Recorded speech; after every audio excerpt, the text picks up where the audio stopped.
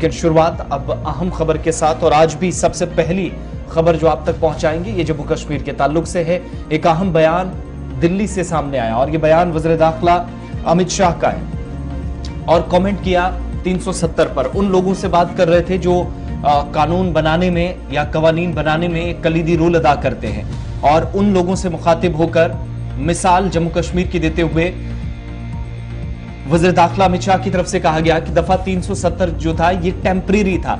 इस लफ्ज पर बार बार फोकस करते हुए उन्होंने कहा कि जब कोई कानून बनता है या आइन लिखा जाता है या कोई शिक लिखी जाती है तो इसमें वाज़ेह तौर पर ख्याल रखा जाना चाहिए कि कोर्ट को बाद में इसमें मुदाखलत ना करनी पड़े।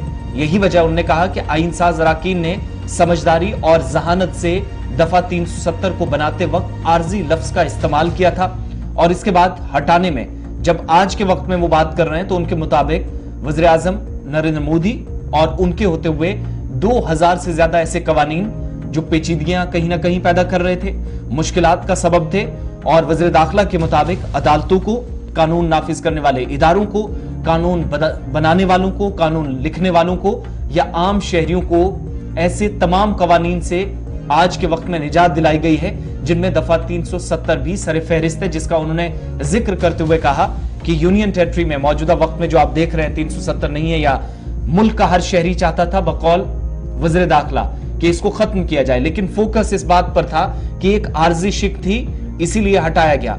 और उस वक्त के जो आइन साज अराकीन रहे हैं असेंबली के अंदर, उनकी तारीफ करते हुए उन्होंने कहा कि सबसे इंपॉर्टेंट चीज जो है, जब ये लिखा गया तो टेम्परेरी लफ्ज का इस्तेमाल सोच समझ कर किया गया। अब इतना ही नहीं, एक खुलासा पहली मर्तबा वज़ीर दाखिला की तरफ से किया गया कि पार्लियामेंट के अंदर जितनी बहसें हुई 370 को लेकर, जो डिस्कशंस हुए या डिबेट्स हुए, उनको भी प्रिंट उनका नहीं निकाला गया, यानी उनको गायब कर दिया गया रिकॉर्ड से। अपनी स्पीच के दौरान दिल्ली में एक तकरीब से खिताब करते हुए वज़ीर दाखिला ने इन ख्यालात का इजहार किया। मेरे पास कोई डिटेल नहीं।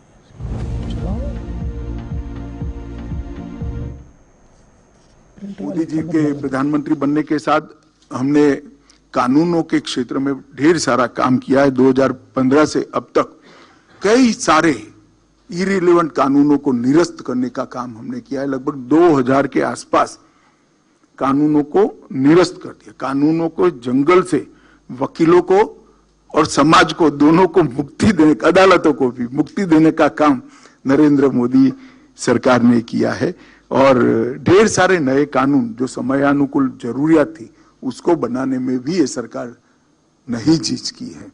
मैं आपको अंत में एक ही उदाहरण देता हूं, धारा 370 का। पूरा देश जानता है कि धारा 370 नहीं रहनी चाहती। धारा 370 पर जो डिबेट हुई थी वो पार्लियामेंट की चर्चा से गायब है, नहीं है चर्चा में, मतलब प्रिंट नहीं की गई है।